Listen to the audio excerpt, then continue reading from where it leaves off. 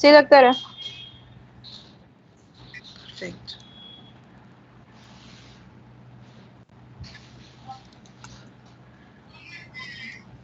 Ok, en todo caso, buenas tardes. Vamos a recordar lo que sus compañeros pues hablaron en la clase anterior. Vamos a hablar brevemente de lo que es la gastroenteritis. Realmente vamos a comenzar hablando de lo que es la diarrea. Y en todo caso, pues vamos a enfocarnos con la definición de diarrea como la disminución de la consistencia de las heces fecales y un aumento en la frecuencia. Entonces, hay disminución de la consistencia y aumento de la frecuencia que generalmente pues puede durar menos de 7 días y de acuerdo al tiempo de duración la vamos a poder nosotros clasificar. Existen diferentes factores de riesgo, dentro de ellos uno de los más importantes es la higiene, en este caso personal.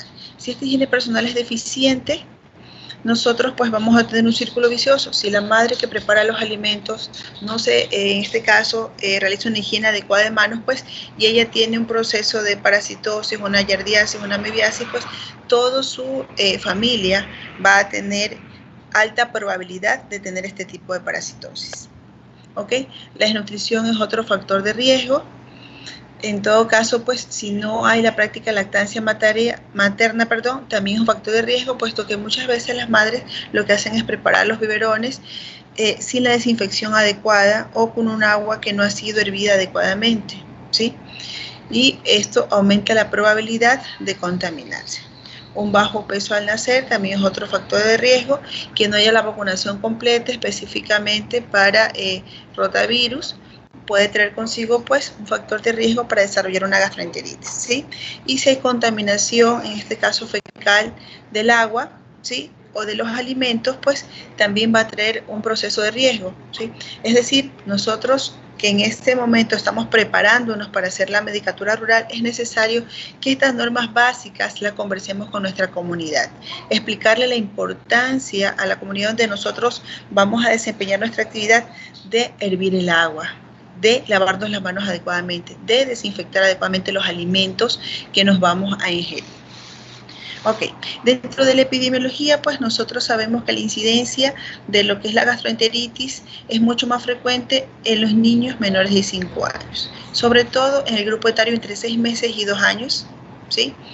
En todo caso, les decía que los niños desnutridos tienen un mayor índice de mortalidad. Si nosotros educamos a nuestros pacientes y les explicamos que frente a la presencia de vómito y diarrea, ellos hagan una reposición con el suero oral o con las sales de rehidratación oral, es menos probable que este niño cuando llegue al centro de salud llegue con una deshidratación severa, porque ustedes ya educaron a esos padres, a esos familiares, para que si hay vómito se reponga, si hay diarrea se reponga uno con uno. Ok, existen diferentes agentes etiológicos que sus compañeros muy bien ya lo dijeron la charla anterior. En todo caso hay agentes virales, agentes bacterianos y parasitarios. Dentro de los agentes virales les decíamos que uno de los más frecuentes es el rotavirus. En todo caso, pues les decía que les voy a dar una charla acerca del rotavirus, específicamente con un caso para poderlo analizar. Y otra agente frecuente en este grupo etario, menores de 5 años, también son los adenovirus. Dentro de las bacterias tenemos especialmente la Escherichia coli, de las cuales existen algunas cepas: la enterotoxigénica, la enteropatógena, la enteroinvasiva y la enterohemorrágica. Otras bacterias que nos pueden provocar un proceso de gastroenteritis son el Campylobacter jejuni, la Shigella, la Salmonella y el Vibrio cholera. Dentro de los parásitos que generalmente pueden provocar este tipo de enfermedad tenemos la Yardia lamblia, que la había nombrado, la Entamoebis zolítica o Moebis zolítica y el Cryptosporidium. Les narraba que la diarrea la podemos clasificar de acuerdo a su duración. En aguda, pues, si dura menos de 14 días, prolongada si dura más de 14 días, y crónica si prácticamente, pues, se prolonga hasta 30 días o más. Existen diferentes tipos de diarrea, y esto lo explicaba su compañero muy bien en la clase anterior, ¿sí? Tenemos la diarrea osmótica, tenemos la diarrea secretora. Esta diarrea osmótica, pues, generalmente va a dar como resultado evacuaciones líquidas abundantes y es producida generalmente por los virus, por el agente etiológico, en este caso, pues, generalmente el rotavirus. Esto hace que las deposiciones tengan un olor característico, un olor ácido, ¿ok? La diarrea secretora, en todo caso, muchas veces se produce por procesos bacterianos. No estoy diciendo que osmótica es igual a viral, pero es muy alta la probabilidad de que si la diarrea es osmótica, si las características que usted ve en esa diarrea es líquida, es abundante y tiene un olor como cortado, como ácido, probablemente pues la causa sea viral. Y en el caso de las diarreas secretoras, generalmente se producen por agentes, en este caso bacterianos, por la ingesta de alimentos contaminados.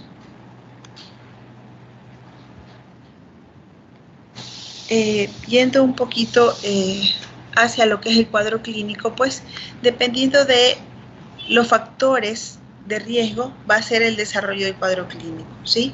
Dependemos mucho, en todo caso, del agente, es decir, del microorganismo, si tenemos una Escherichia coli enteroinvasiva, enterohemorrágica, o si tenemos una entamoeba-isolítica, que en ambos casos nos van a provocar deposiciones sanguinolentas, ¿sí?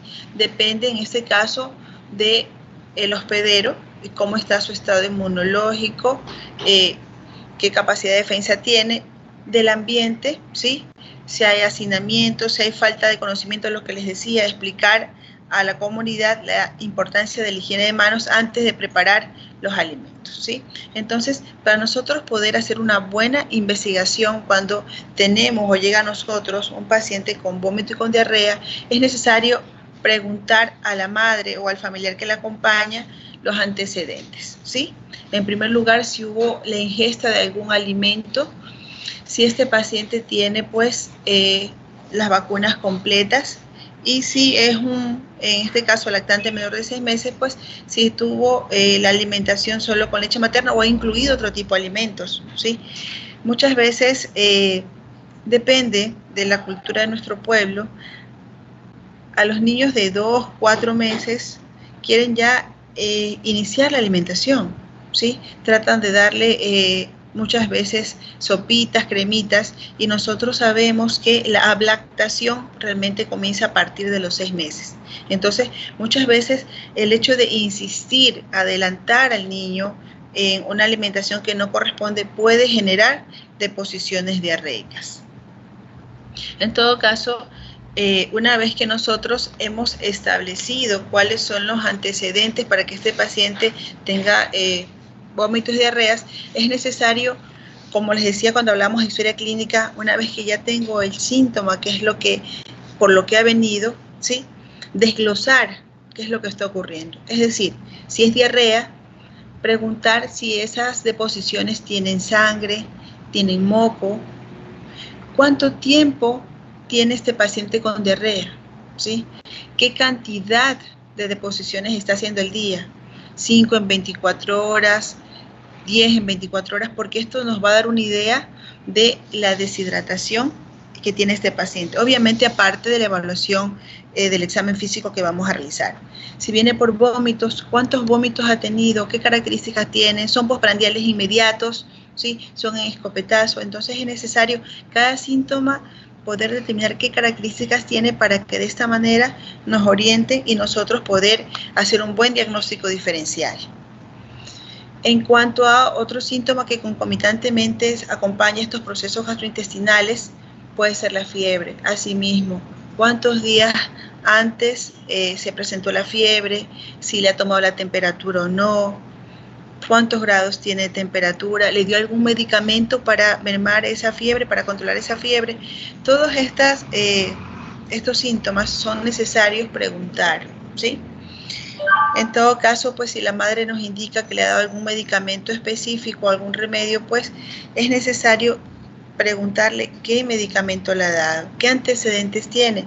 Muchas veces puede ser que este paciente ha tenido un cuadro respiratorio y la madre le automedicó de pronto amoxicilina, no le dio la dosis adecuada, le dio demasiada dosis, y recuerden que la amoxicilina, así como otros antibióticos, pueden barrer la flora intestinal y pueden también generar un proceso gastrointestinal. Entonces, sí es necesario preguntar qué medicamentos estuvo tomando antes de este cuadro gastrointestinal.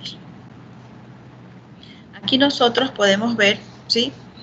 En todo caso, pues, las características de cada una de las deposiciones dependiendo del agente etiológico, ¿sí? Sea este viral, sea este bacteriano o sea este parasitario, ¿sí? En todo caso, pues, como les decía, si es producido por rotavirus, las características que nosotros vamos a encontrar es que es una diarrea osmótica, que es acuosa. El olor, como les decía, es muy característico, es un olor agrio, un olor muy desagradable, y vamos a encontrar generalmente un eritema perianal, ¿ok? En este tipo de patología, lo que nosotros debemos hacer es hidratar al paciente, evitar que se deshidrate, y podemos ayudarlo con lo que es sulfato de zinc, ¿ok? En cuanto a los procesos bacterianos, sean provocados por Escherichia coli o sean provocados por Shigella, nosotros vamos a notar que las deposiciones son acuosas, son fétidas, ¿sí?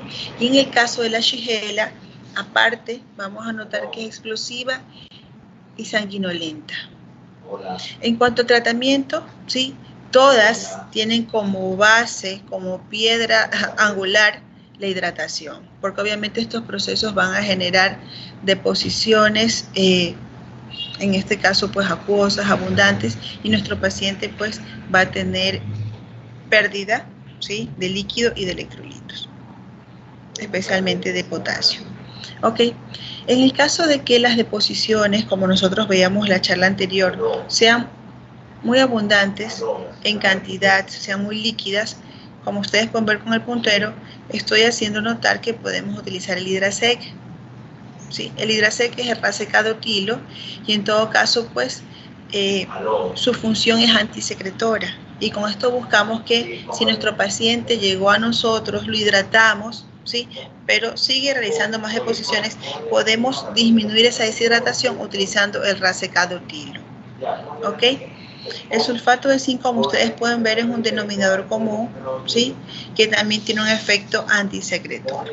Podemos utilizarlo una dosis de 10 miligramos en los chicos menores de 6 años.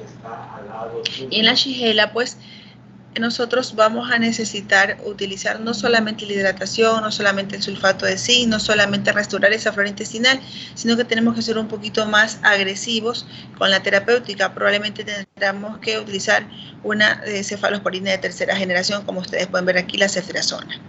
En el caso de la Escherichia coli, pues podemos utilizar lo que sería la ampicilina, y podemos hacer sinergia con un aminoglucósido, sea gentamicina o sea amicacina, ¿ok? En el caso de los procesos parasitarios, las deposiciones pues pueden ser acuosas, puede haber tenesmo, puede haber meteorismo, ¿sí? Va a haber un eritema perianal, y en ciertas ocasiones, especialmente en lo que es la entamoebistolítica, vamos a encontrar una deposición con sangre y con moco, ¿sí? El tratamiento, como ustedes lo saben, para este tipo de agente parasitario, pues va a consistir en lo que es el metronidazol, o también puede ser el secnidazol o el tinidazol. Hay diferentes estudios con respecto a la efectividad de estos. El metronidazol es el medicamento clásico que utilizamos nosotros. Puede ser de 15 a 30 miligramos por kilo de peso, es decir, 10 miligramos que podemos utilizar cada 8 horas, ¿sí? El secnidazol es una dosis única que puede ir de 1 hasta 2 gramos durante 3 días consecutivos. En todo caso, pues acá tenemos lo que es la valoración clínica del paciente para ver el grado de deshidratación. Entonces, cuando el paciente llega a nosotros, dijimos que es necesario preguntarle a la madre por los síntomas que tiene: vómito, diarrea, fiebre, ¿sí? Que nos permiten tener una idea por qué vino a nosotros. Pero una vez que ya sabemos cuál es la causa, nos corresponde preguntar por la uresis, si ha realizado uresis, que es en este caso pues un medidor, un termómetro que nos permite a nosotros saber si es que está deshidratado o no. Si la orina es de poca cantidad y es oscura, podemos estar pensando en una deshidratación de leve a moderada. Si nuestro paciente no ha realizado uresis por más de 6 horas, tenemos un índice para poder nosotros pensar que estamos frente a una deshidratación moderada o grave, ¿sí? En cuanto a la sed, Si nuestro paciente presenta sed más de lo normal, también pensamos en una deshidratación de leve a moderada, y si tiene ansiedad por tomar el agua, pues podemos hablar de una deshidratación moderada. En la grave, realmente, pues este chico tiene comprometido su sensorio, que probablemente pues no nos pida agua, ¿sí? Observemos el estado físico de este paciente. Veamos cómo están sus ojos. Generalmente la turgencia ocular está disminuida, ¿sí? Entonces, esa turgencia ocular disminuida nos va a hacer pensar en deshidratación. Lo que las madres llaman tiene los ojos hundidos, que es lo que ustedes pueden leer acá, ¿no? Tenemos que observar cómo están sus mucosas, su mucosa oral, cómo está su lengua, si está húmeda, si está semihúmeda, si está seca, si no tiene saliva. Es otro criterio que nos permite a nosotros poder ir discriminando qué tipo de deshidratación es, si es leve, si es moderado, si es severa, ¿sí? Y ver cómo está su respiración. Si su respiración está acelerada, si tiene una respiración acidótica, pues nos estamos yendo hacia una deshidratación grave, ¿ok?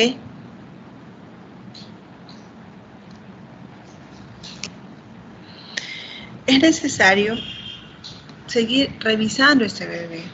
Y si estamos hablando de un chico menor de 1 año, vamos a encontrar todavía fontanelas. Si esta fontanela está deprimida, es otro signo que nos permite a nosotros apreciar que estamos frente a un paciente deshidratado, ¿sí? Entonces, como la exploración siempre la hacemos en relación cefalocaudal, vamos a notar una fontanela que está deprimida, ¿sí? Si está realmente muy hundida, pues obviamente este paciente va a estar muy deshidratado, ¿sí? Es necesario ver cómo está la elasticidad de la piel, ver cómo está el signo del pliegue, ¿sí? En todo caso, pues si este demora más de 2 segundos, estamos hablando de una deshidratación de moderada a severa, ¿sí? Tenemos que tomar el pulso, saber cómo se encuentra. Si este está filiforme muy rápido, pues en todo caso podemos hablar de una deshidratación moderada a grave. Y si el relleno capilar se prolonga 3-4 segundos, también nosotros pensamos en una deshidratación moderada. Y si demora más de 5 segundos, pensaremos en una deshidratación moderada a grave.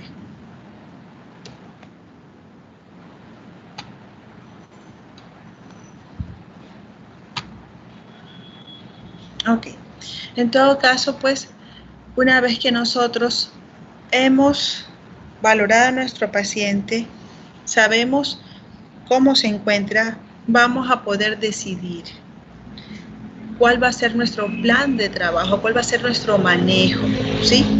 Entonces, si nosotros notamos que este paciente tiene menos de 4 evacuaciones, no está vomitando y no hay signos de deshidratación, este chico probablemente no tenga deshidratación. Lo que sí tengo que explicar a la madre es que debo prevenir esa deshidratación, ¿sí? Tiene 2, 3 deposiciones diarreicas, ¿sí?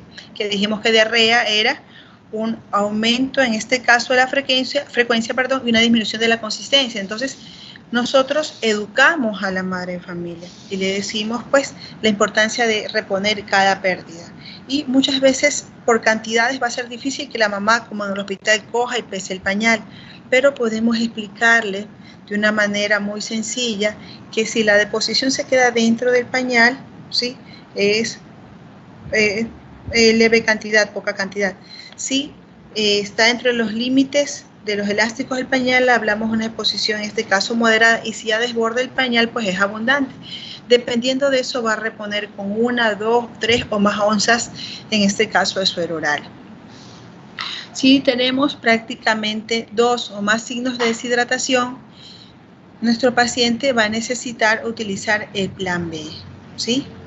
Puede que este paciente tenga una turgencia ocular disminuida, puede que tenga las mucosas, en este caso semisecas, un relleno capilar prolongado, una fontanela que está hundida. Entonces, nosotros en este caso, pues, trabajaríamos con el plan B, que ya su compañero le explicó, y vamos a hacer un ejercicio para que se nos haga mucho más fácil la comprensión, ¿ok?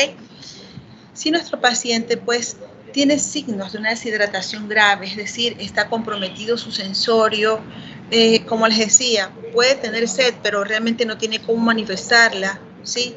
Tiene un pulso, en este caso, débil, ausente, el relleno capilar está prolongado.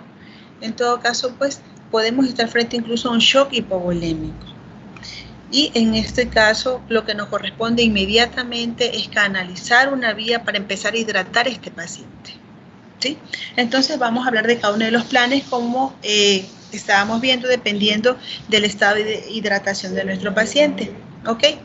Entonces, como les decía, uno de los aspectos más importantes es capacitar a la madre frente a los signos de alarma. Señora, si su hijo tiene más de 5 deposiciones, más de 5 diarreas, está con fiebre, ¿sí? Y no quiere ingerir alimentos o líquidos, usted ya no lo puede tener en casa. Ahí debe llevarlo al hospital.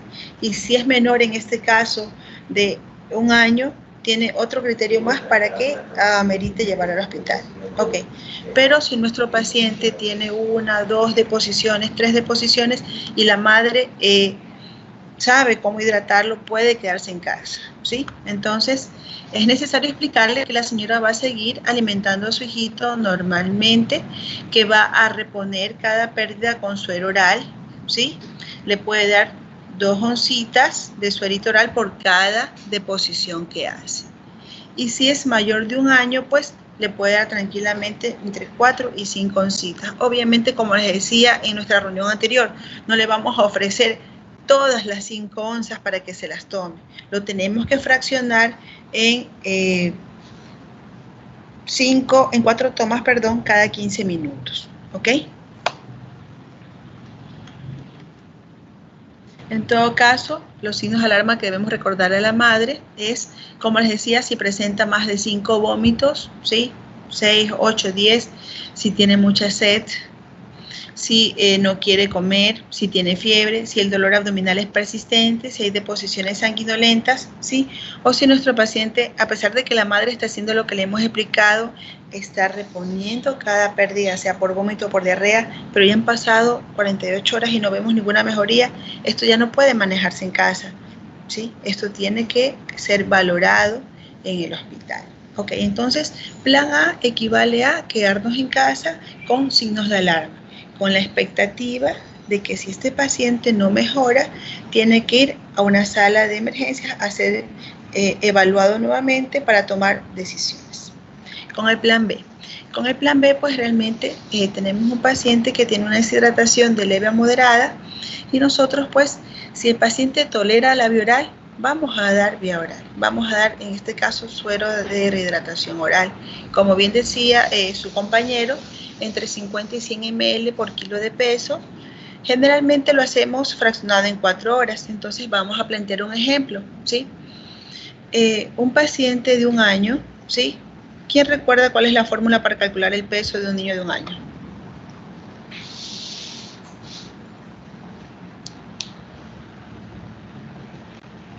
¿Alguien lo recuerda? Los escucho. Edad por 2 más 8. Ok. Ok. No, ese era niño era edad en meses, sí, porque tiene 1 año. Ajá. Edad en meses más 9 dividido para 2, ¿sí? Entonces, si tenemos que tiene 12 meses más 9, sería 21, dividido para 2, aproximadamente 10.5, ¿no? En todo caso, lo vamos a cerrar como 10 kilos, ¿sí? Entonces, este chico pesa 10 kilos y nosotros vamos a administrar entre 50 y 100 ml, ¿sí?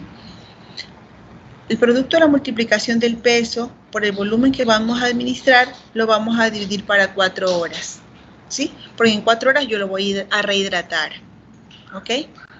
Ese volumen de 10 kilos por 100 dividido para las 4 horas en que voy a hacer la hidratación, me salen 250 cc cada hora. Como les indicaba, yo no le puedo decir a la mamá, dele 250 en 1 hora, porque el niño se los toma, porque tiene sed. Pero por ahí mismo va a empezar, después de unos minutos, a vomitarlo todo, ¿sí? Y en vez de estabilizarse, va a perder más electrolitos, va a perder más sodio por el vómito, ¿ok? Entonces, lo que vamos a hacer es este volumen, lo vamos a fraccionar en 4 tomas y lo volvemos a dividir para 4. Y así cada 15 minutos le vamos a dar aproximadamente 62.5, que lo vamos a redondear para que se haga mucho más fácil, explicándole que tiene que darle 2 oncitas cada 15 minutos. ¿Está clara esta parte? ¿Sí se comprendió? Ok. En todo caso, dependiendo de la respuesta que tenga nuestro paciente, ¿sí? Al cabo de estas horas que he pautado, lo vuelvo a valorar. En la primera hora que he realizado la toma de 250 ml, ¿sí? Lo valoro, cómo está, si tolera o no tolera. En este caso, sí los toleró perfecto. Podemos ir incluyendo, ¿sí? En las siguientes 4 tomas, de pronto si el niño pide algo que comer, ¿sí? Podemos ir incluyendo una agüita aromática, ¿sí? Para ver cómo está su tolerancia. Ok. Al cabo de las 4 horas, nosotros vamos a ver si nuestro paciente ha realizado una uresis. Podemos hacer, como les decía la reunión anterior, una densidad urinaria, y esa densidad urinaria nos va a permitir saber si se hidrató o no se hidrató. Si después de esas 4 horas de haber hidratado a nuestro paciente tiene una densidad urinaria de 1010, perfecto, se hidrató, no vomitó, toleró la vía oral. Entonces podemos pasar al plan A, es decir, señora, hidrátelo en casa, reponga las pérdidas, un vómito, reponga el suero oral. Una diarrea, reponga con, en este caso, suero oral, ¿sí? Y en 48 horas podemos citarla para ver cómo va a evolucionar nuestro paciente, ¿sí? Ese es en el escenario de que nuestro paciente tolere la vía oral y después de 4 horas se encuentra una densidad que está en 1010, 1005, 1015. Indicaría pues que realmente este chico estuvo hidratado y puede ir a casa con un tratamiento pues ambulatorio.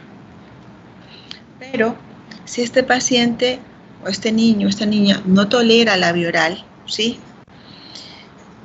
Cada vez que le estamos tratando de dar las 2 oncitas para que se hidrate, las vomita, ¿sí? Y sus vómitos cada vez son mucho más frecuentes. Vemos distensión abdominal, ¿sí? Tenemos criterios para considerar que debe ser hospitalizado o hospitalizada, ¿sí? Entonces, frente a una deshidratación severa, frente a las alteraciones del sensorio, ¿sí? Frente a vómitos incoercibles que no son controlables, son incontenibles, frente a una distensión abdominal o un paciente menor de 4.5 kilos que presente todas estas características debe ser ingresado, ¿sí? Ok. Si nuestro paciente no mejora, nos damos cuenta que realmente el plan A pues no va con él, el plan B fracasó, vamos a iniciar el plan C. El plan C, estamos frente a un paciente con una deshidratación, en este caso, de moderada a severa, ¿sí? Me corresponde iniciar probablemente ya una vía y a través de esta vía administrar en este caso una solución, puede ser solución salina, que es la que más frecuente utilizamos en el grupo pediátrico, ¿sí? Y podemos tener diferentes formas de administrar estos 100 ml por kilo de peso que ustedes ven aquí, ¿sí? Los podemos administrar con una primera carga de 30 ml por kilo de peso y de ahí subsecuentes cargas de 20, la primera hora 20, la segunda hora 20, la tercera hora y finalmente 10 ml por kilo de peso para completar los 100 ml y recuperar a este paciente. Sería una opción. La otra opción, como les planteaba, es administrar, en este caso, un primer bolo que puede ser a 25 o a 30 ml por kilo de peso y de ahí ir viendo la respuesta, ¿no?, de nuestro paciente. En todo caso, les planteaba un caso clínico. Tenemos un paciente, como ustedes ven aquí, de 12 meses, que pesa 6 kilos. ¿Qué opinan de ese peso con 12 meses? Según nuestra fórmula, el niño de 12 meses debe estar pesando alrededor de 10.5 kilos, entre 10 y 12 kilos. Con 6 kilos estamos frente a un paciente desnutrido y tenemos un factor de riesgo. ¿Qué opinan de esta talla de 67 centímetros? Es una talla baja, ¿sí? En todo caso, el niño de 12 meses con 6 kilos y una talla de 67 centímetros ha presentado un cuadro clínico caracterizado por diarreas acuosas, abundantes, con olor agrio, desagradable, con eritema perianal, vómitos esporádicos. Lo que más le llama la atención a la madre es lo que más le llama la atención a la madre es la presencia de las deposiciones y algo de fiebre. En todo caso, llega a nuestra área, llega a la emergencia con la turgencia ocular disminuida, con la mucosa, en este caso oral seca, el signo de pliegue pues está prolongado, presenta una palidez generalizada, frialdad en sus extremidades, está sudoroso y algo somnoliento. Y la madre pues refiere que las últimas 24 horas realmente no ha comido como debe ser. Le realizan un hemoglucotest y su glicemia está en 39. Y además la señora nos refiere que por la situación que estamos viviendo de la pandemia, pues no ha acudido durante todos estos últimos 3-4 meses a colocarle ninguna vacuna. Ok, entonces, ¿qué opinan ustedes? ¿Cuál sería su impresión diagnóstica? Freni, ¿me escucha? Sí, doctora, sí la escucho. Ok, ¿qué pensaría usted con este paciente? ¿Cuáles serían, en este caso, sus posibilidades diagnósticas? A ver.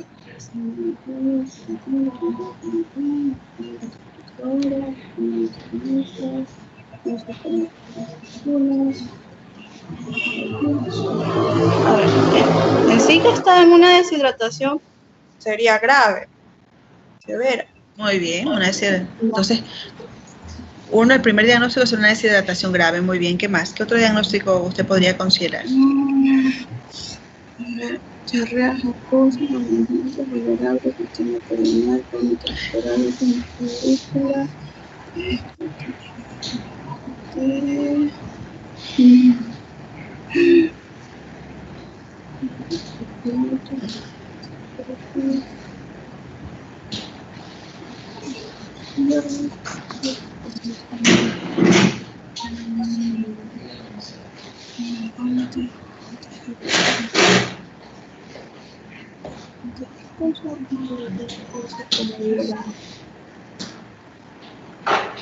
¿Algo más, Freddy, usted propondría con este bebé?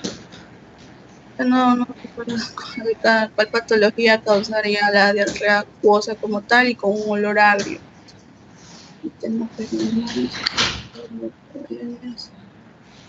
Ok, entonces Freddy me plantea que puede ser una deshidratación. ¿Sí? Hasta ahí estamos, ¿no? Una deshidratación grave. Ok, ¿alguien más le quiere ayudar a Freddy? Jorge.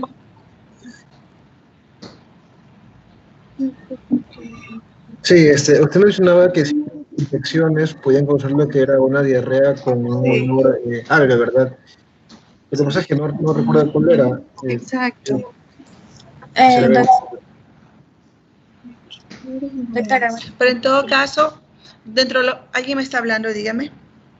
podría ser el rotavirus, creo que era el que daba el olor agrio, el eritema perianal y las diarreas acuosas. Ok, perfecto. Entonces podría ser un rotavirus. Entonces, los problemas propuestos con esta criatura, ¿sí? Con esta niña que llega a nosotros, sería en primer lugar una deshidratación de moderada a grave, ¿sí? Más bien grave, una deshidratación grave. Una gastroenteritis por un probable agente de tipo viral, ¿sí? No digamos todavía rotavirus hasta que no tengamos el resultado, ¿sí? ¿Ok?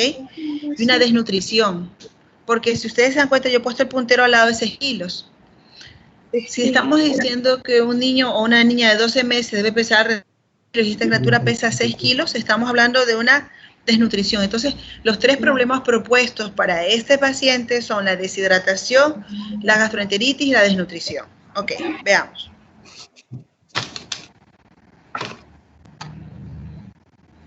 Entonces, sí, efectivamente. Y miren, se nos está escapando la parte metabólica. Con esa glicemia de 39, ¿sí? Que no la estábamos nosotros tomando en cuenta, estamos frente a un paciente que está con una deshidratación grave, un paciente que está con una gastroenteritis. Probablemente la persona que me dijo rotavirus sí tiene toda la razón, por eso les decía que rotavirus tiene un olor muy característico, ¿sí? Y también un trastorno metabólico. Ok, seguimos. Ahora, ¿cuál sería nuestro plan? ¿Qué plan vamos a utilizar? ¿El plan A? ¿El plan B? ¿El plan C? Perfecto, el plan C, porque estamos hablando de una deshidratación grave. Entonces dijimos que con el plan C generalmente damos 100 ml por kilo de peso. Vamos a utilizar, uno de los esquemas que podemos utilizar es administrar primero 30 ml o 30 cc por kilo de peso. Si este chico o esta chica pesa 6 kilos, ¿sí? Por 30, quiere decir que nosotros en la primera hora vamos a pasar 180 ml, ¿sí? Una vez que nosotros hemos pasado estos 180 ml, vamos a valorar a nuestro paciente, vamos a ver cómo está su fontanera, si es que la tiene, vamos a ver cómo está su turgencia ocular, vamos a ver cómo está su mucosa, ¿sí? Vamos a ver cómo está su estado neurológico, cómo está su relleno capilar, cómo están sus pulsos, ¿sí? Y en todo caso, dependiendo de lo que nosotros encontremos, probablemente ese chico con estos 30 ml por kilo que le hemos pasado quizás no tenga tanta mejoría. Entonces, si no veo que hay una mejoría franca, voy a continuar con la hidratación. Y nos correspondería 70 ml más, pero no voy a pasar los 70 ml, los voy a fraccionar. Los voy a fraccionar en 4 horas más, en las cuales voy a pasar primero una carga de 20 ml por kilo de peso, que equivale a 120 ml, ¿sí? Recuerden que el chico pesa 6 kilos, ¿no? 6 por 20 son 120, y así voy a pasar la segunda hora. Después de eso vuelvo a valorar el estado de hidratación de mi paciente, confirmo si ya realizó algún tipo de uresis, cojo esa orina y hago una densidad urinaria para poder establecer si estoy mejorando su estado de hidratación, ¿sí? Y así sucesivamente. Si al administrar ya la tercera hora de 20 ml por kilo, yo veo que mi paciente tiene un mejor sensorio, que su turgencia ocular está mejorada, pues yo puedo obviar la última, en todo caso la última reposición, porque quiere decir que con los 90 ml por kilo de peso mi paciente se restableció, ¿sí? Pero en todo caso el plan para administrar los 100 ml lo hemos cumplido. Una vez que nosotros hemos hidratado a nuestro paciente que estaba muy deshidratado, ¿sí? Hemos conseguido que realice 2 uresis, ¿sí? Vamos también a hacer exámenes para nosotros poder establecer cuál es la causa. Entonces podemos hacer un hemograma completo, ya que ese paciente está hidratado. Si yo cojo la muestra de sangre antes de que lo hidrate, ¿qué voy a encontrar? Voy a encontrar probablemente una leucocitosis, probablemente voy a encontrar el paciente va a estar hemoconcentrado, quizás un hematocrito alto, pero que no corresponde al paciente que tengo, que está pálido. Entonces, lo ideal es que una vez que he pasado por lo menos 2 cargas, ¿sí? Y mi paciente ha realizado, en este caso, la uresis, empiece a sacar las muestras, ¿ok? Entonces, yo ya tengo hidratado a mi paciente, lo voy a dejar con una solución de mantenimiento, ¿sí? Esta solución de mantenimiento, ustedes recordarán que en los chicos menores de 10 kilos, dijimos que era el peso por 4. ¿Recuerdan ustedes que hablamos de los líquidos en los pacientes pediátricos menores de 10 kilos? Era el peso por 4, ¿ok? Entonces, si pesa 6 kilos por 4, lo que le voy a dejar de mantenimiento es 24 ml y B hora. ¿Sí estamos todos claros? ¿Sí me están escuchando? Sí, doctor. Ok, y asimismo, como ya lo hidraté a mi paciente, le estoy dando una solución de mantenimiento, voy poco a poco a ir insertando la alimentación, ¿sí? De todo su flujo, si es que la alimentación la va tolerando, nosotros vamos a tratar de mantener la vía, en todo caso, endovenosa, ¿sí? Con el 50% de los líquidos que les corresponde, y la otra mitad, pues, poco a poco, vamos a tratar de alimentarlo y de ir reponiendo pérdidas. Si no tolera la vía oral, nosotros nos podemos seguir quedando con este flujo que le está dando los requerimientos, en todo caso, basales que necesita para las 24 horas, y también podemos realizar las reposiciones de las pérdidas que haya tanto por vómito o por diarrea. Unido a esto, nosotros podemos ayudarnos con lo que es el sulfato de zinc, ¿sí? Lo que son, en este caso, pues, los lactobacilos. La marca comercial la deciden ustedes. Hay muchas marcas comerciales en el mercado. Les pronunciaba yo algunas la charla anterior y les decía que no tengo ningún interés específico por ninguna. Sin embargo, les narraba que el Eptavis, pues, es el más completo, ¿sí? Y también, dependiendo de las pérdidas que haga nuestro paciente, podemos utilizar nosotros el antisecretor, que en este caso es el Hidracet, que es el racecadrotilo. ¿Ok? Creo que hemos visto de una forma rápida, mediante estas 15 diapositivas, lo que es la gastroenteritis, los diferentes planes de hidratación que muy bien sus compañeros explicaron, y con este ejemplo práctico nos queda un poco más claro y hemos podido sincronizar lo que es, en este caso, el manejo de los líquidos y lo que es el manejo del plan de hidratación. Hemos recordado la fórmula para calcular, en este caso, los pesos de acuerdo a la edad. Entonces, estamos tratando de engranar todo lo que hemos visto las charlas anteriores, ¿no? Lo que es el peso por la edad, lo que es el manejo de líquidos, en este caso, la charla anterior que vimos, lo que es la deshidratación, ¿ok? Con esto voy a concluir y le voy a dar paso a sus compañeros para que comiencen con lo que es las enfermedades exantemáticas, que es un tema muy importante en la pediatría porque es con lo que más ustedes se van a encontrar. Fuera de faringoamigdalitis y gastroenteritis, las enfermedades exantemáticas de la infancia, pues, son frecuentes encontrarlas en la medicatura rural. ¿Ok? Freni o Jaime, ¿cuál de los dos comienza con la exposición, por favor? Doctora. ¿Quién comienza? Freni. Sí, yo, doctora, ya le pongo. Ok. Le escucho entonces.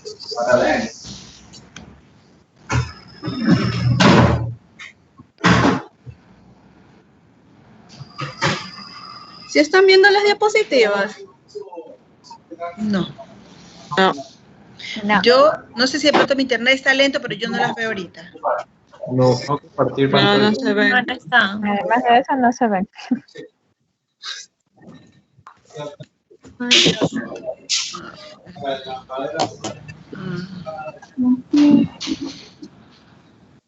A ver. Ay.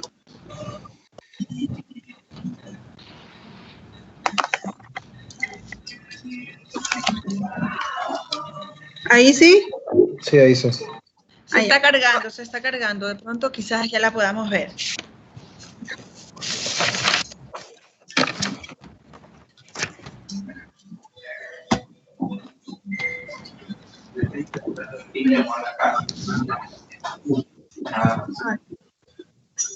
Buenas noches, doctora, compañeros. Ahora voy a hablar lo que es enfermedades exantemáticas en lo que es en infancia, junto con mi compañero Jaime Toledo. Primero tenemos que entender lo que es exantemas en lo que es la infancia. Son erupciones cutáneas que pueden ser localizadas o también pueden ser generalizadas. Van a variar en tanto su morfología, en su distribución y en su extensión también. Y generalmente van a ser de color rojizo. Entre las causas que puede ocasionar un exantema pueden ser diversos. Mayormente son por causas infecciosas, en este caso viral, como el sarampión, la rubiola, varicela, parvovirus, virus del herpes humano 6 o 7, también el virus, entre otros virus más. Y también pueden haber causas bacterianas, como el de la Neisseria meningitidis, Streptococcus pyogenes o Staphylococcus aureus, Rickettsia, entre otros.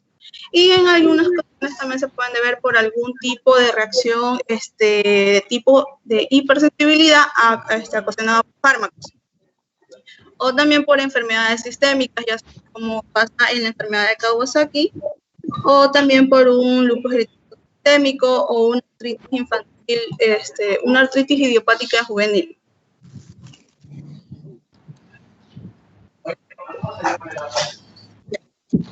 Ahora tenemos que ver cómo se van a clasificar en sí los exantemas. Vamos a tener primero lo que son los exantemas maculopapulares.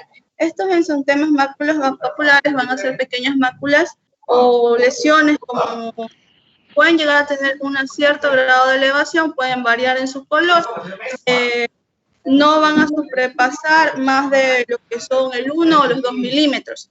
Y ahí tenemos lo que son eritemas, mayormente se caracterizan por ser de color rojizo,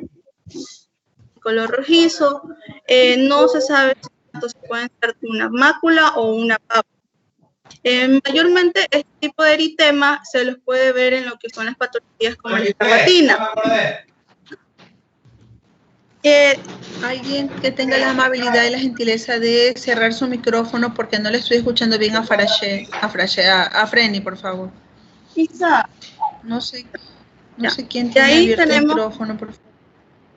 Tenemos el urticarial, que este es más como lo que pasa en una reacción con tipo alérgica, lo que se conoce comúnmente como el ABO. De ahí tenemos las vesiculares. La vesicular, que son simplemente de diferentes tamaños, lesiones de diferentes tamaños, pueden estar localizadas de forma local, suelen ser localizadas o también pueden ser generalizadas. Estas en su mayoría van a evolucionar a lo que son costras, como pasa en el virus en la patología de la varicela, también en el herpes, en enterovirus, etc. De ahí tenemos lo que son las petequiales o también llamadas purpúricas, que en sí estas van a ser lesiones tipo equimóticas, que al momento de que vayan a hacerle una compresión, estas no van a tender a desaparecer como vaya a pasar en otras patologías que se puede... Hay otras patologías en que le hacen la vitropresión y estas tienden a volver la zona como pálida. En este caso no va a ocurrir eso.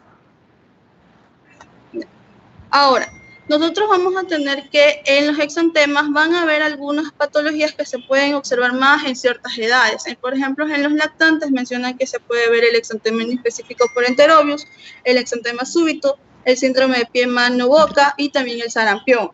En la edad preescolar, lo que es varicela y el síndrome de pie, mano, boca es que mayormente se puede ver. También está el infeccioso. En la edad escolar está la escarlatina, el eritema infeccioso y también se puede ver la varicela. En el adulto joven ya vendría a ser el exantema purpúrico en guante y calcetín. ¿Cómo nosotros vamos a tener que valorar a un niño que se esté sospechando en que está pasando por un proceso exantemático?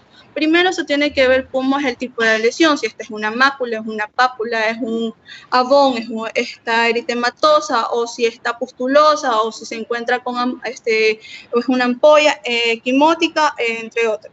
El color en que se está presentando, si esta es roja, si es rosadita, si es violácea, si es púrpura o parda. También cómo se encuentra distribuida la lesión, si está en una zona en específico o si se encuentra en todo el cuerpo, si es asimétrica, si es centrípeta, si es centrífuga, si va en su distribución va a ser de cefalocaudal, es decir, de la cabeza hacia lo que son los pies, o si está también en pliegues, si está en manos o respeta estas zonas, tanto de palmas o de las plantas. Cómo se encuentra en su patrón. Cuando hablamos de patrón morbiliforme, está refiriéndose más al patrón parecido al del sarampión, que es como un patrón maculopapular. Mientras que hablamos de rubioliforme, a lo que es rubiola, si es de la escarlatiniforme, a lo que es la escarlatina, y así sucesivamente. Hay que ver la edad que presenta el niño, si en algún momento va a presentar otras enfermedades exantemáticas, cómo se encuentra, si en el lugar donde él vive o en la escuela alguien haya presentado algún tipo de patología de esta índole, también si ha tenido algún contacto con alguna persona que esté enferma o algo por el estilo, entre otros. Y también si en el niño ha presentado algún síntoma acompañante a o síntomas que sean propios de estas patologías, ya sea fiebre, algunos pueden venir acompañados de prurito, a veces no, inflamación de lo que son los ganglios, etcétera, etcétera.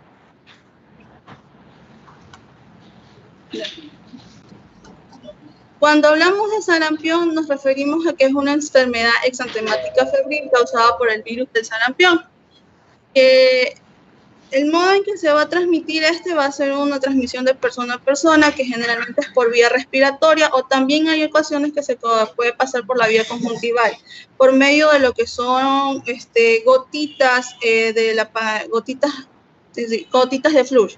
En la edad en que mayormente se puede observar esta enfermedad, mencionan que algunos que va desde los máximo hasta los 5 años, pero Otros autores comentan que son menores de 15 meses y menores de 4 años, pero en este caso los menores de 4 años se deben a aquellos niños que no hayan recibido el tratamiento, es decir, no hayan recibido la vacuna contra el sarampión. Sarampión, rubiola y papera es la vacuna, ¿no?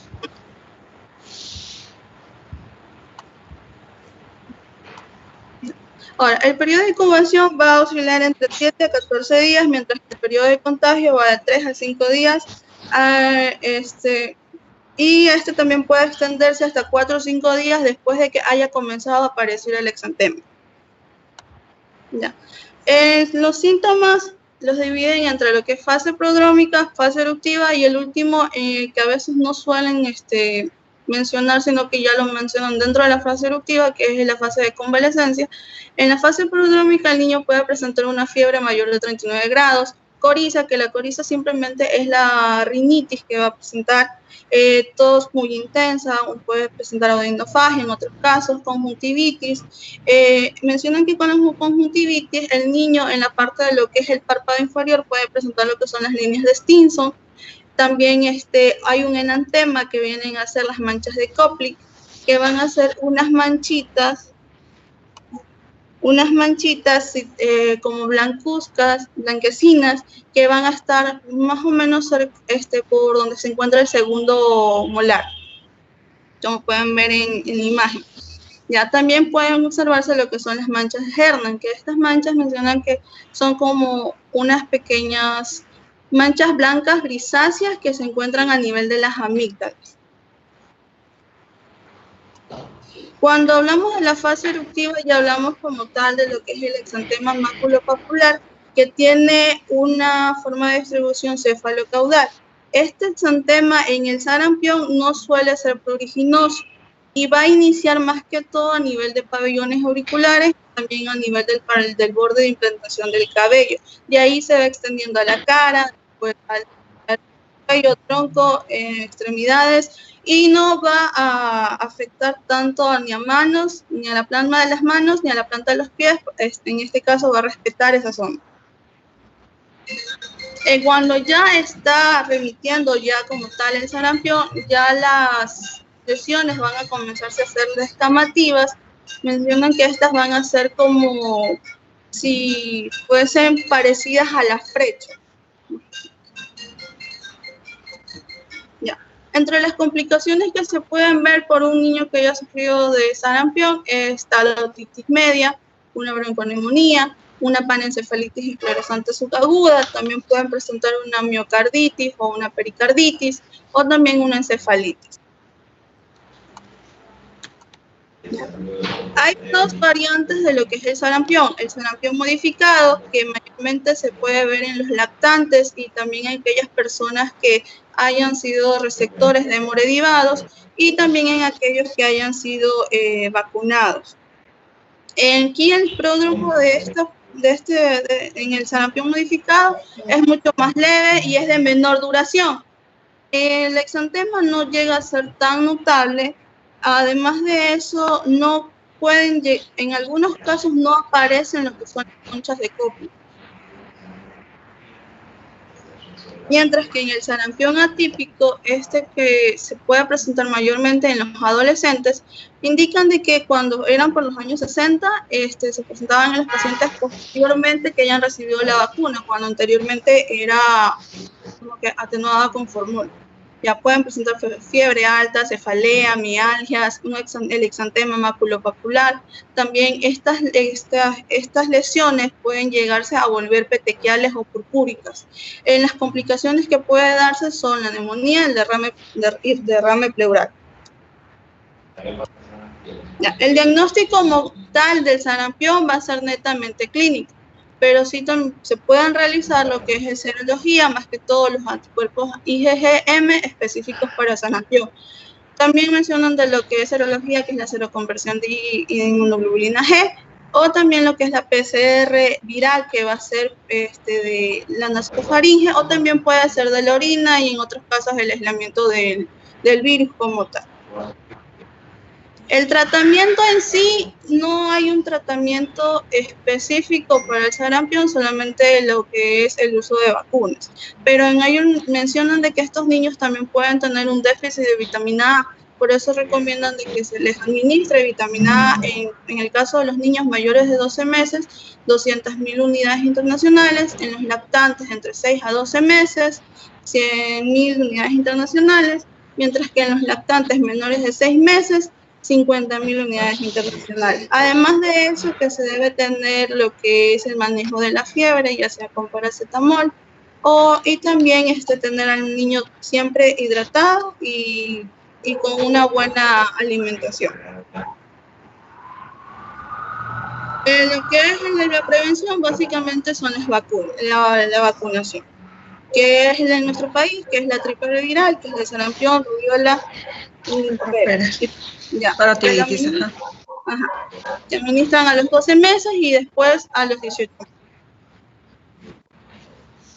Ahora, cuando hablamos de rubiola, esta es una enfermedad contagiosa, exantemática aguda, que va a afectar mayormente a los niños y también afecta a los adultos jóvenes que no se encuentran vacunados. El causante es el virus de la rubiola. Entre el rango etario que va a afectar van a ser a los niños menores de 15 meses y también a los menores de 4 años, y casi igual a lo que es el virus del sarampión. El modo de transmisión también va a ser por vía aérea, por las gotitas de flush. En otras ocasiones también mencionan que puede ser por una vía de transmisión vertical, hematógena, de lo que es de madre a hijo. El periodo de incubación va a ser entre los 14 a los 23 días, mientras que su periodo de contagio va desde los 10 días antes de que comience a aparecer el exantema y después de que ha aparecido hasta unos 15 días. En la fase prodrómica, el niño puede estar afebril o en algunos casos tener como una leve febrícula. También catarro, conjuntivitis, se pueden presentar lo que son máculas eritematosas y petequiales a nivel del paladar blando, que son el signo de Fochheimer, como pueden ver aquí en la imagen.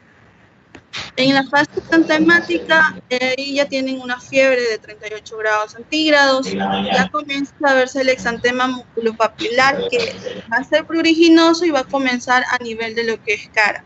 Y también se van a ver linfadenopatías, es decir, va a haber una inflamación de los ganglios, mayormente a nivel orbital, retroauricular y cervical. Esta inflamación de los ganglios, si me equivoco, a nivel retroauricular, es lo que ven como el signo de Theodor.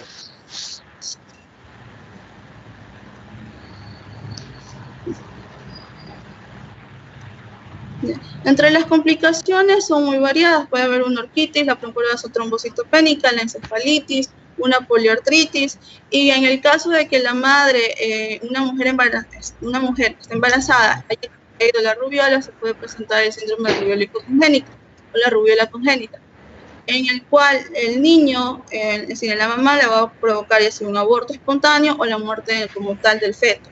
Y si en el niño nace, van a tener síndromes de diferentes tipos de anomalías a nivel oftálmico, cataratas, también auditivos, puede estar con sorderas, anomalías a nivel neurológico como una microcefalia, entre otras más. Ya, el diagnóstico como tal de la rubiola va a ser también clínico y también con exámenes de laboratorio, como puede ser la serología de anticuerpos IgM para lo que es rubiola.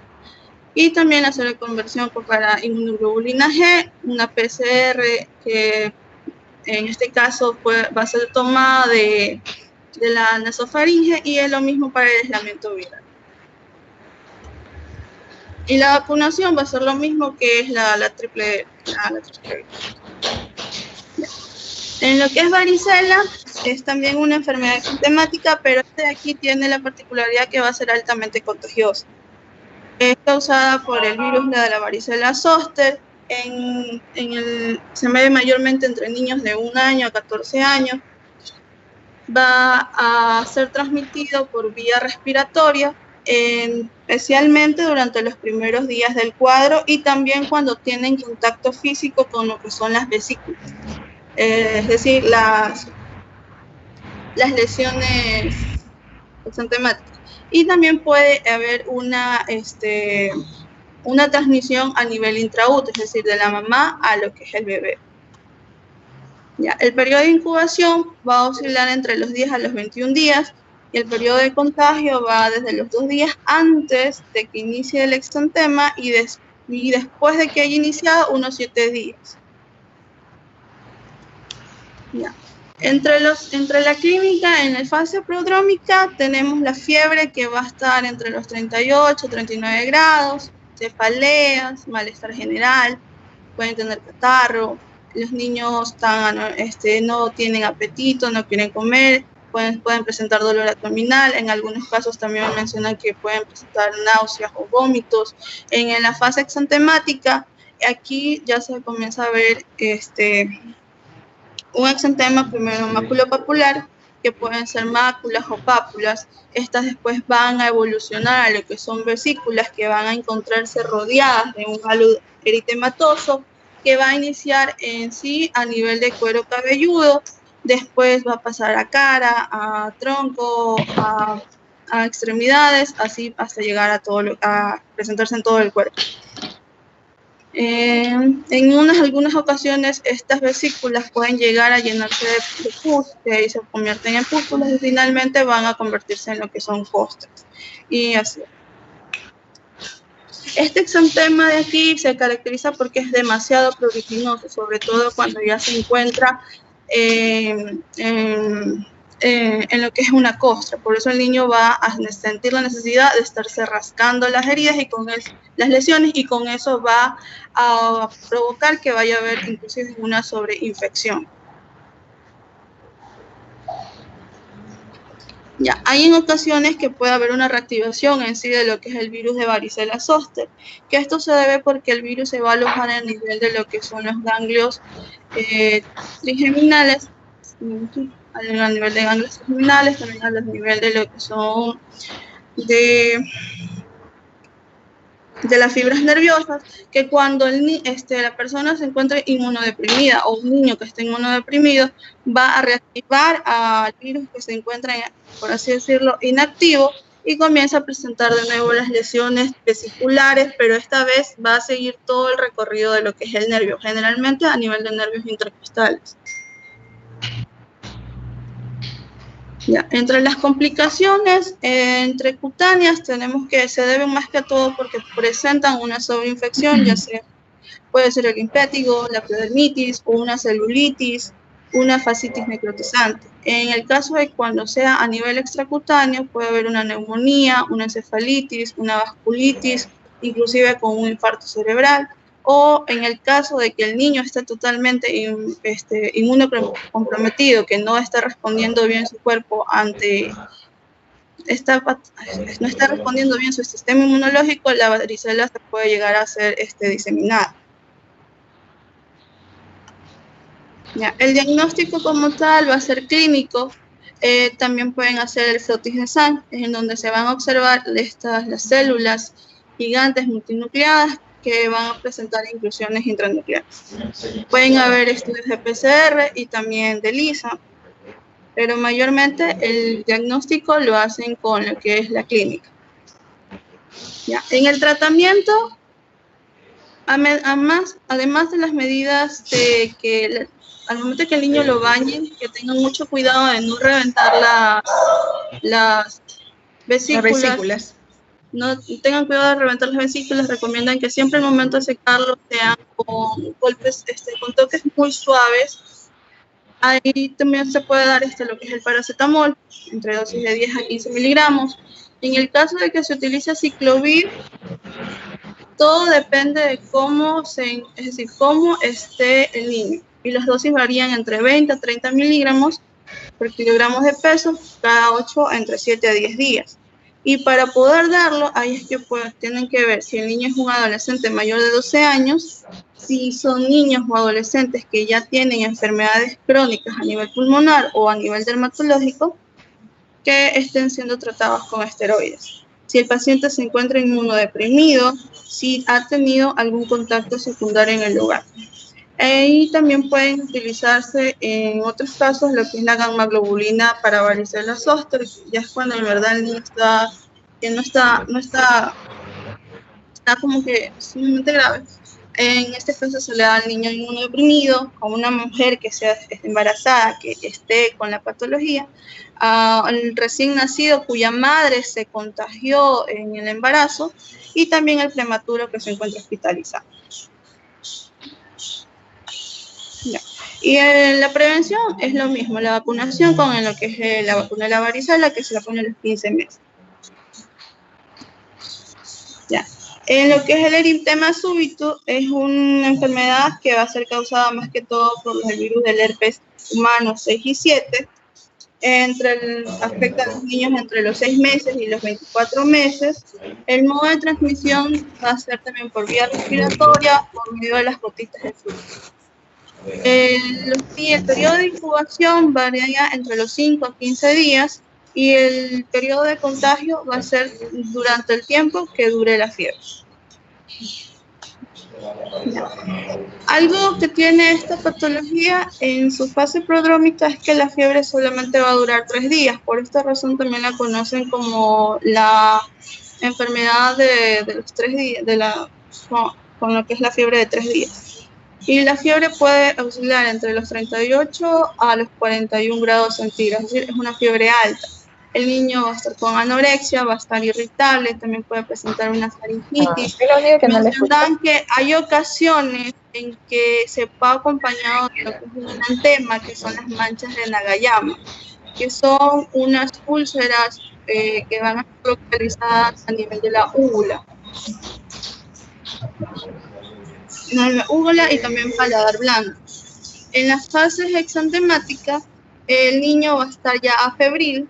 El exantema es maculopapular, en este color, en este caso va a ser de un rosadito muy bajo, un rosado muy leve, va a iniciar a nivel del tronco y también en la región proximal de las extremidades. Las complicaciones que se van a presentar en sí, como hay fiebre elevada, pueden estar una convulsión febril mayormente, pero también puede ocasionar una encefalitis o una hepatitis.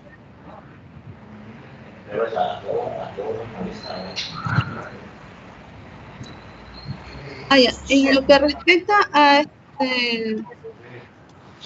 esta patología, el diagnóstico en sí es clínico. No hay como que ayuda tanto con exámenes de laboratorio como tal. Y en el tratamiento simplemente va a ser sintomático. No mencionaban que hay un tratamiento específico para el eritema infeccioso. Ahora, ¿qué pasó? La anterior y no hace internet. Preguntas. En lo que es el eritema infeccioso, esta es causada en sí por el parvovirus B19. Va a afectar a los niños entre 4 y 10 años. Pero es lo mismo. Vamos.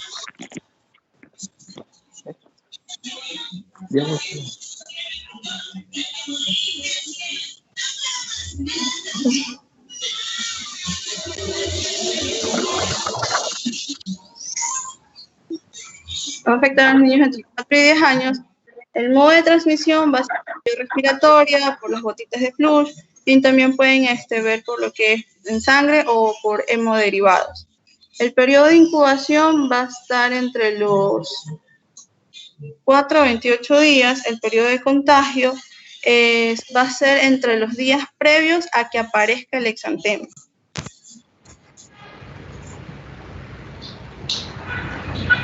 En la fase prodrómica, el niño va a presentar generalmente una febrícula o una cefalea. En la fase exantemática va a dividirse como que en 2 fases. En la primera es donde el niño va a presentar una erupción eritematosa a nivel de lo que son las mejillas. Esto es lo que se conoce como el signo de la bofetada.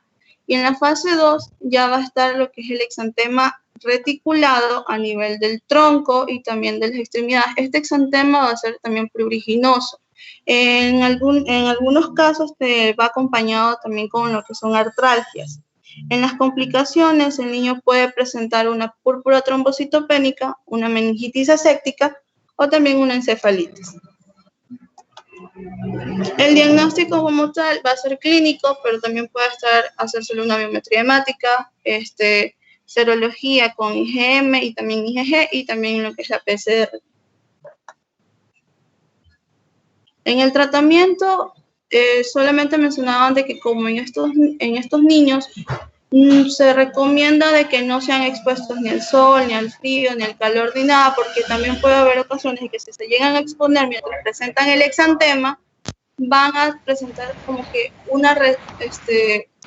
a volver a manifestar los síntomas. Eso sería todo. Ok.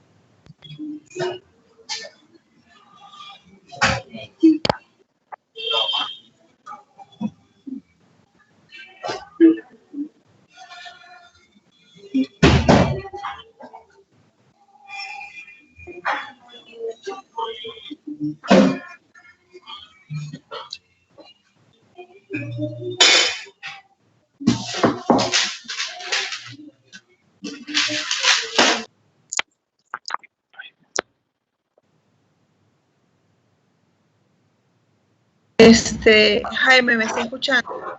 Sí, doctora. ¿Me confirman si pueden visualizar mis diapositivas?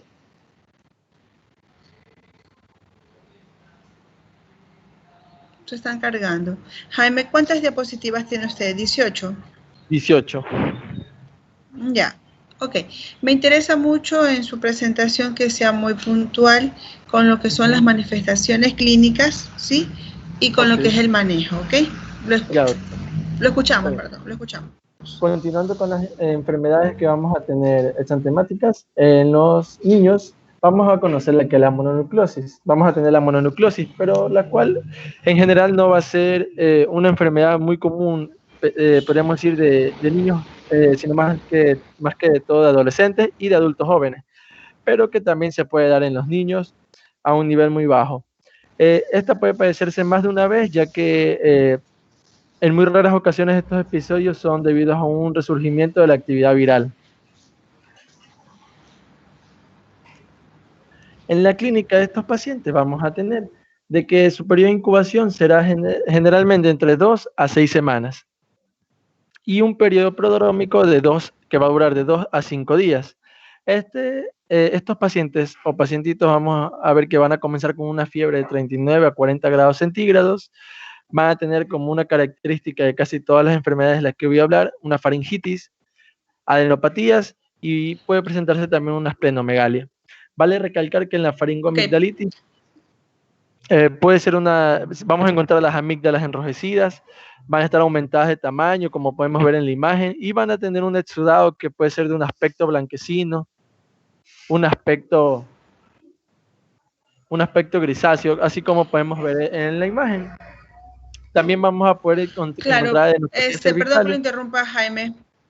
Perdón que lo interrumpa, pero no es tan característico, porque esta imagen es más característica de una faringomigdalitis de tipo bacteriano. ¿Sí? No es tan característica la imagen que usted nos está presentando, ¿no? ¿Sí? Ah, ya, correcto, doctora. Para que no se vayan a confundir los compañeros, porque hemos hablado ya en reuniones anteriores de lo que es faringomigdalitis bacteriana y viral, y hemos establecido diferencias, ¿sí? En cuanto a cómo se observa la faringe, y esta nos impresionaría mucho más como una faringomigdalitis de tipo bacteriano, y recordemos que el Epstein-Barr en todo caso es un agente viral, ¿no? Cuidado, nos vayamos a confundir. Ok, avancemos. Correcto. Vamos a también poder encontrar adenopatías más que todo cervicales, que pueden ser anteriores o posteriores, y dice que rara vez, no es tan común, pero que se puede presentar esplenomegalia dentro de las 3 primeras semanas. También va a poderse encontrar ictericia, exantemas, como ya vamos a ver, hepatomegalia, como ya dije, escalofríos y sudoración. Estos pacientitos para el diagnóstico va a ser más que todo clínico. Nos podemos ayudar de pruebas, pero generalmente las guías mencionan de que por la clínica característica nos podemos guiar bastante. Y vamos a así tener de que además de la clínica podemos guiarnos de la prueba de Paul Bunet, en la cual vamos a poder detectar anticuerpos del Epstein-Barr, que va a ser uno de los agentes que la va a producir generalmente. Y además de esto, también podemos pedir exámenes de laboratorios donde vamos a encontrar leucocitos alrededor de 10.000 y 20.000, con predominancia linfocitaria, podríamos decir, neutropenia y una trombocitopenia durante el primer mes. También se dice que se puede pedir pruebas hepáticas, LDH y fosfatasa alcalina, las cuales podemos encontrar aumentadas. Vale recalcar que esta enfermedad vale la pena hacer un diagnóstico diferencial con toxoplasma, rubiola, neoplasias, adenovirus, virus de la inmunodeficiencia humana y hepatitis A y la difteria. Aquí tengo un algoritmo de cómo tenemos que actuar si nos llega un paciente que estemos sospechando. Estos pacientes van a llegar con una clínica, una tríada clásica, que va a ser malestar general, fiebre y odinofagia. Si nosotros tenemos la tríada clásica, adenopatía laterocervical y una amigdalitis grisácea, y dependiendo de esto, si el paciente se encuentra en un estado general muy malo, si hay una imposibilidad para la deglución o una obstrucción de la vía aérea, tenemos que derivar inmediatamente al hospital más cercano. Si es que esta clínica que acabo de mencionarles no cuenta el paciente no cumple con estos 3 puntos, vamos a decir que es una amigdalitis infecciosa, se le va a dar tratamiento antibiótico y podríamos decir que va a terminar en la curación. Si el paciente sí presenta esta clínica característica, vamos a hacer un hemograma, una bioquímica con enzimas hepáticas y se le puede pedir, dependiendo de nuestra disponibilidad, serología para Epstein-Barr. Si la serología positiva sale positiva, vamos a decir que hay inmunonucleosis infecciosa. Y si la serología sale negativa, aún vamos a tener la alta sospecha y que podríamos estar dentro de una mononucleosis. Y si es que no sale negativo, y si no es de alta sospecha, podemos valorar por otros virus. Vale recalcar que el tratamiento de la mononucleosis va a ser asintomático, no necesitamos dar un tratamiento ni antibiótico ni un antirretroviral, por lo que dependiendo de cómo nos llegue la clínica del paciente, vamos a tener que actuar en ese momento. La siguiente patología de la que tenemos que hablar va a ser la escarlatina, que va a ser una enfermedad exantemática, infecto-contagiosa, valga la redundancia, de lo que estamos viendo, y se va a transmitir principalmente de persona a persona al estornudar o al toser. El contagio va a ser prácticamente de enfermos o por portadores sanos a las personas sanas. Y es producida por esta enfermedad se va a dar por las exotoxinas del estreptococo beta hemolítico del grupo A. Va a ser muy raro en lactantes y la edad común, dependiendo de la guía, va a ser algunas dicen de 2 a 8 años y otras de 1 a 10 años, que podríamos dejarlo dentro de este rango para tener así un mejor diagnóstico. Estos pacientes van a presentar una clínica de inicio brusco, con una fiebre mayor a 39 grados centígrados. Se va a caracterizar porque va a presentar odinofagia, malestar general, eritema de la mucosa oral, y al tercer día va a tener la característica, dentro del segundo y tercer día, va a aparecer lo que se conoce, lo que es la lengua en frambuesa. Vale recalcar que el eritema este paciente va a presentar un eritema, como podemos ver en la imagen, un eritema podríamos decir en cara, pero con la característica que va a respetar el triángulo de nariz-boca, como podemos ver en la imagen, lo respeta. Mientras que todo lo que es cachetes y frente va a poder presentar ese sarpullido que podría decir la mamita o el eritema que nosotros conocemos.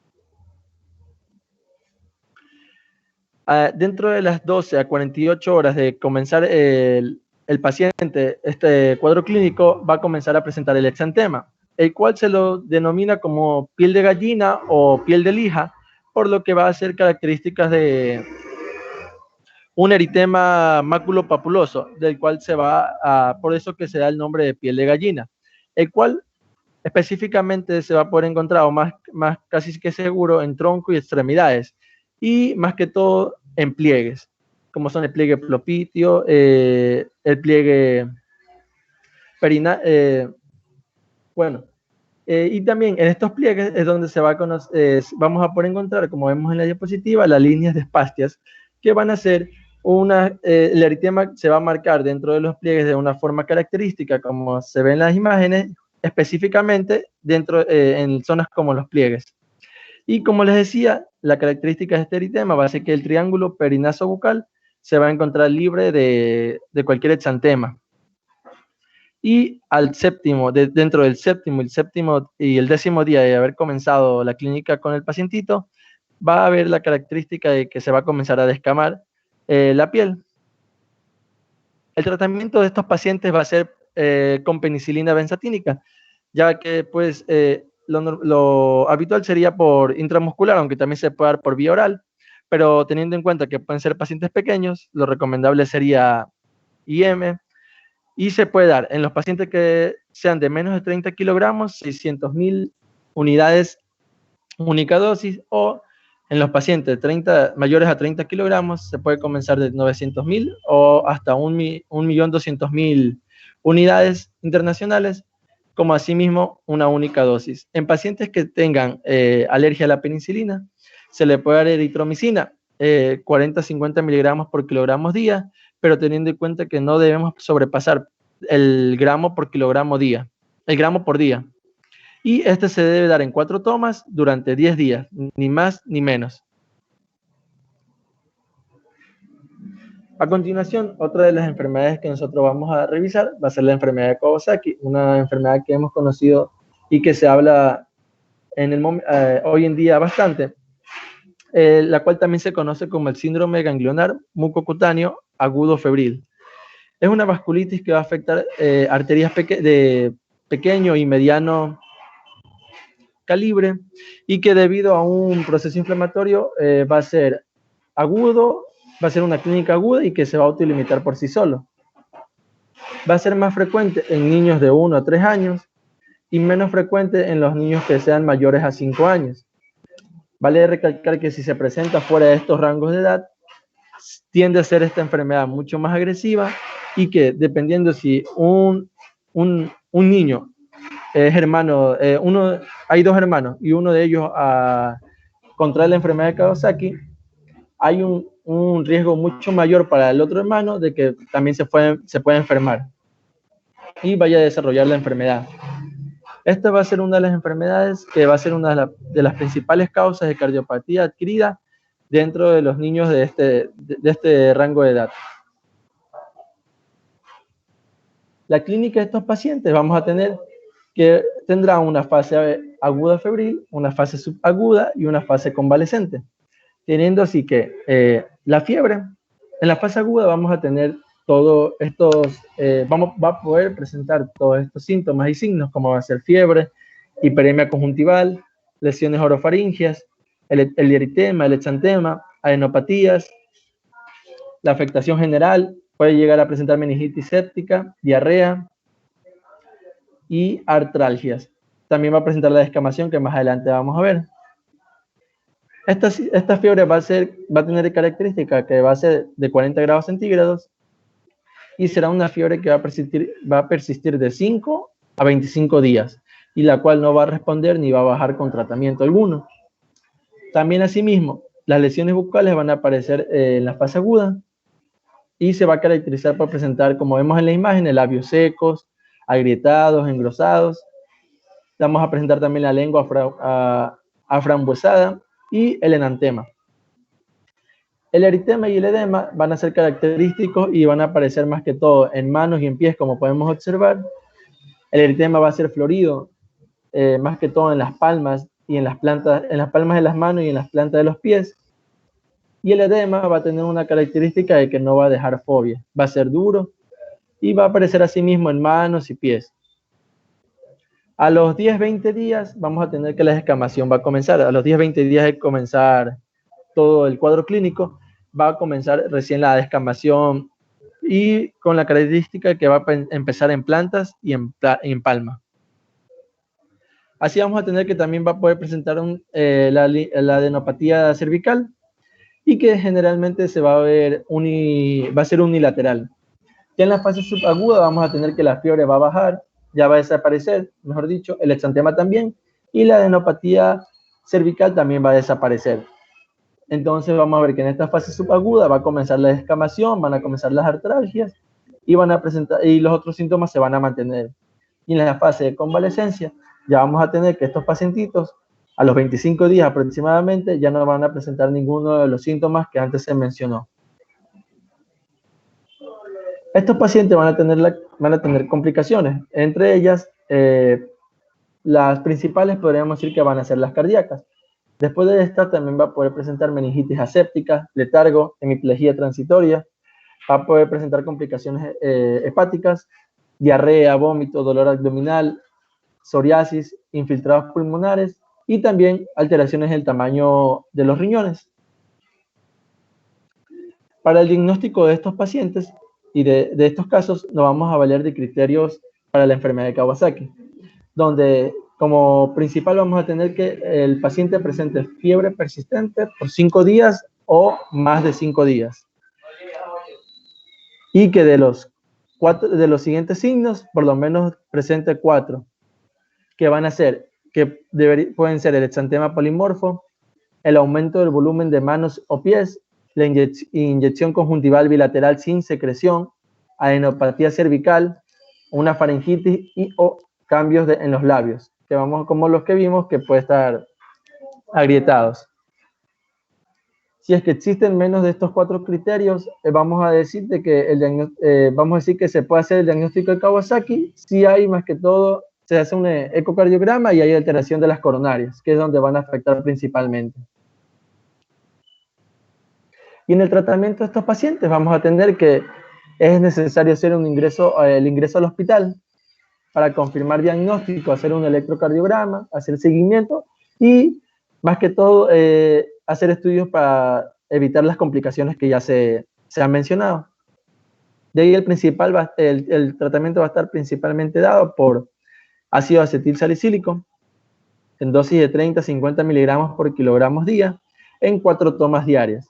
Y de gamma globulina endovenosa, la cual se va a dar IV, 2 gramos por kilogramos en una dosis única, que más que todo, esta va a ser la que va a ayudar más que todo al pacientito.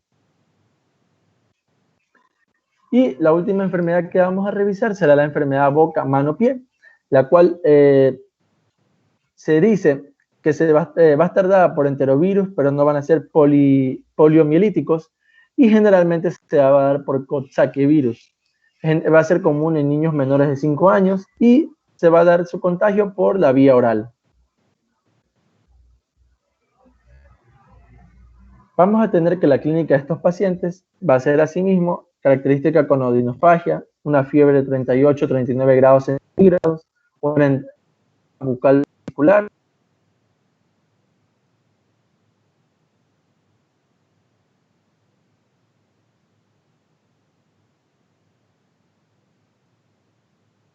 diferencia entre el enantema bucal y el exantema que se va a presentar en las extremidades. Bien dicho está de que ambos van a ser vesiculares, pero vamos a tener que el enantema bucal va a ser diferente, se podría decir que va a ser suave, mientras que el exantema vesicular de las extremidades, que va a estar tanto en superiores y en inferiores, va a ser un exantema duro, y el cual va a dejar como podemos ver en la imagen, va a dejar un fondo bien rojizo. Dice que cuando comienza a curar, comienza a dejar unas petequias, se podría decir. Y vamos a tener que estos pacientitos también se pueden llegar a complicar. Va a estar dado esto se puede dar entre las complicaciones más comunes, edema o hemorragia pulmonares, que según mencionaba una guía mexicana, en los pacientes que se encuentra edema y hemorragia, en los que se encontró, fueron los pacientes que tuvieron los casos más graves, más difíciles y complicados, y también que se pueden presentar complicaciones como encefalitis, meningitis aséptica, una parálisis flácida y miocarditis. Vale recalcar que las siguientes complicaciones que mencioné son menos comunes y no es más seguro que lleguen a la muerte en comparación a las primeras, que va a ser el edema y la hemorragia pulmonar. Y el diagnóstico, por último de este, es un diagnóstico clínico. Nos podemos ayudar de PCR, tanto de secreciones puede ser de las vesículas, de boca o de orina. Y que hay que diferenciar, hacer un diagnóstico diferencial de estos pacientes, de los que sospechemos que pueda ser el síndrome o enfermedad de boca, mano, pie, también con el virus del herpes simple y el virus de la varicela zoster.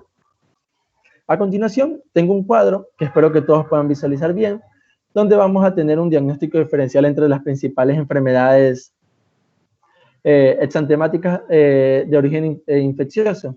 Vamos a tener el sarampión, que su periodo de incubación va a ser de 8 a 12 días, como ya se dijo, un periodo prodrómico donde va a comenzar con fiebre, tos, coriza, conjuntivitis y que va a durar aproximadamente de 3 a 4 días.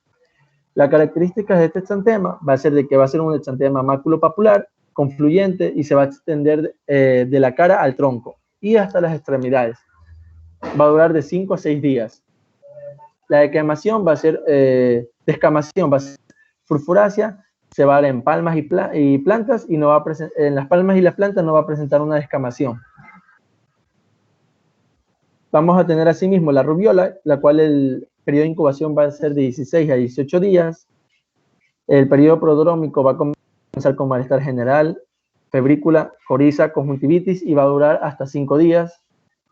Las características del exantema va a ser asimismo maculopapular, va a ser confluyente a diferencia del anterior, se va a extender asimismo de cara hasta las cara, tronco, extremidades y va a tener un color rojo rosado.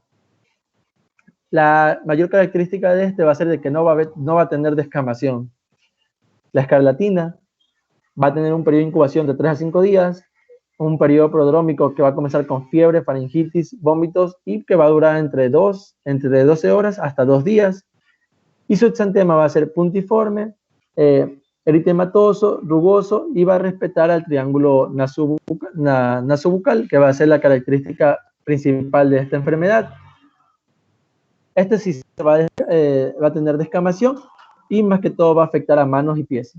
El exantema súbito va a tener un periodo de incubación de 5 a 15 días, va a presentar fiebre elevada en el periodo prodrómico y la característica de su exantema, vamos a tener que este aparece al desaparecer la fiebre. Y este va a ser, su inicio va a ser en tórax y en tronco y después va a dirigirse hacia cara y extremidades. También este no va a presentar descamación. Ahora vamos a tener el eritema infeccioso que va a durar el cual va a durar de 3 a 4 días, no va a tener un periodo prodrómico y la característica de este que va a tener un eritema indurado en mejillas, va a tener un exantema maculopapular, va a ser simétrico en la cara, más que todo en la cara, extensora de las extremidades, tanto superiores como inferiores, y va a ser confluyente. Su color va a ser rojo violáceo, podríamos decir. Y así mismo vamos a tener, como último, este no se va a descamar también. Y por último vamos a tener las infecciones enterovíricas, que va a ser variable, el síndrome superior de incubación, y dependiendo de la gente puede ser entre 3 a 5 días. Y su periodo prodrómico así mismo va a ser variable porque va a depender mucho de la gente que lo produzca. Su exantema va a ser maculopapular, va a ser discreto, no va a ser pruriginoso, y en general va a tener un aspecto muy similar al de la rubiola. Este tampoco se va a descamar. Y la mononucleosis infecciosa vamos a tener con un periodo de incubación que puede llegar hasta las 6 semanas.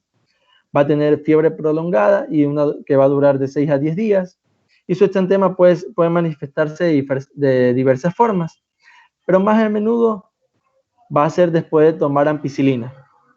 Entonces aquí tendríamos, compañeros, un cuadro del cual nos podría servir. Hay características principales de cada una de estas enfermedades que en realidad podemos llegar a confundirlas entre ellas.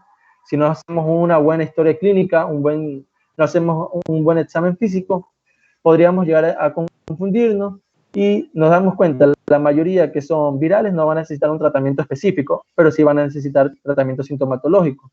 Pero las enfermedades que van a ser, como la escarlatina, que van a ser por un agente, una bacteria, sí van a necesitar un tratamiento específico, y dependiendo de va a depender, dependiendo si se da o no, vamos a ver cómo va a evolucionar el pacientito. Eso sería todo. Bueno, gracias Jaime por su acción. Hay ciertas acotaciones que debo hacer, pero en honor al tiempo, realmente son 2 horas. Nos vamos a volver a reunir según el cronograma que yo les envié a su chat el día 24 de junio. Vamos a retomar el tema de las enfermedades exantemáticas.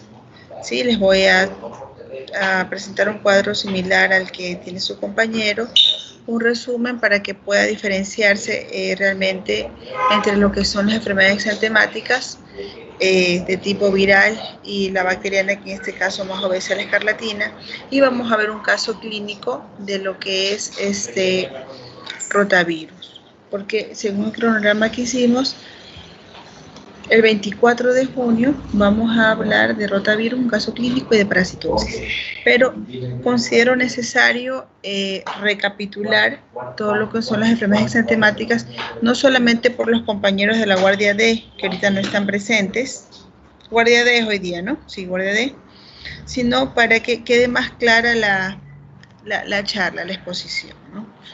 En todo caso, pues, nos reunimos el día miércoles 24 a las 5:30 de la tarde para poder retomar el tema de enfermedades exantemáticas y concluir con rotavirus y parasitosis. De allí, el día 25, al día siguiente, 25 de junio, empezaremos el capítulo de urgencias en pediatría, ¿sí? Considerando que el cronograma que tenemos indica que la evaluación final la iniciaremos a partir del 6 de julio. ¿Ya? Aprovechando que veo a Farache en la imagen, me decía ella que había alguna forma de tomar la evaluación. En todo caso, tentativamente se las tomaría por guardia, ¿sí? A partir del 6 de julio, pero si no, la tomaría en línea, ¿no? Lo más factible es que se las tome en guardia, que pida 1 hora para poder tomar por grupo la evaluación. ¿Ok? Nada más. Una vez que concluya con ustedes, voy a hablar con la coordinadora para ver qué hacemos con respecto a los chicos que están, en todo caso, pues probablemente contaminados, para ver si tienen que devolver o no las guardias. Veo que aquí Diego Andrés me ha pasado algunas resoluciones. Ya las voy a leer para poder conversar con la coordinadora. ¿Ok? Ya. Nada Doctora, más, eso es todo. una cosita. Lo escucho. Yo estuve conversando justo como nos iban a hacer las pruebas, conversando con unas licenciadas y unas internas de enfermería de la corte pasada, y a ellos le habían pasado que la disposición era, no sé si usted le pueda mencionar a la doctora, de que la disposición que todo interno que salga con el permiso de 15 días no se recuperaba guardia, o sea, ellos le hicieron así. Entonces también sí, podría toparle ese tema, porque si a ellos le hicieron eso, no sabríamos por qué a nosotros nos harían recuperar. Ok, ¿quién está hablándome ahorita? Jaime, doctora. Diego. Jaime. Ok, Jaime. Ok, Jaime. Ya, ok. Sí, yo tengo las acotaciones que ustedes dijeron, aquí las tengo escritas. Voy a aprovechar leer las resoluciones que me ha pasado Diego Andrés para poder hablar con la coordinadora, ¿ok? Bueno, doctora. Ya, doctora. Ok, muchas gracias. Nos Muchas vemos gracias, el día doctora. 24. Tengan la amabilidad todos de ir repasando los temas que hemos visto. Voy a cada uno de ustedes, voy a pedirle un banco, un cuestionario y preguntas que voy a considerar el día que tome la evaluación, ¿sí? Gracias, Pero doctora. quiero que estas preguntas sean abiertas, es decir, no quiero que sea... El tratamiento para la crisis asmática es el A, salbutamol, B, bromonipatropio, C, dexametasona. No, es una pregunta que va a incluir de tal manera que ustedes puedan realmente, yo pueda saber, puedo evaluarlo si realmente hacen un buen manejo de la patología. Por ejemplo, en crisis asmática la pregunta de cajón va a ser manejo de la crisis asmática en la urgencia pediátrica. O sea, esa es una pregunta que tiene que ir, ¿sí? Entonces, con cada uno de los compañeros que ya han expuesto y con los que faltan, les voy a pedir, por favor, que elaboren 10 preguntas, pero que no sean...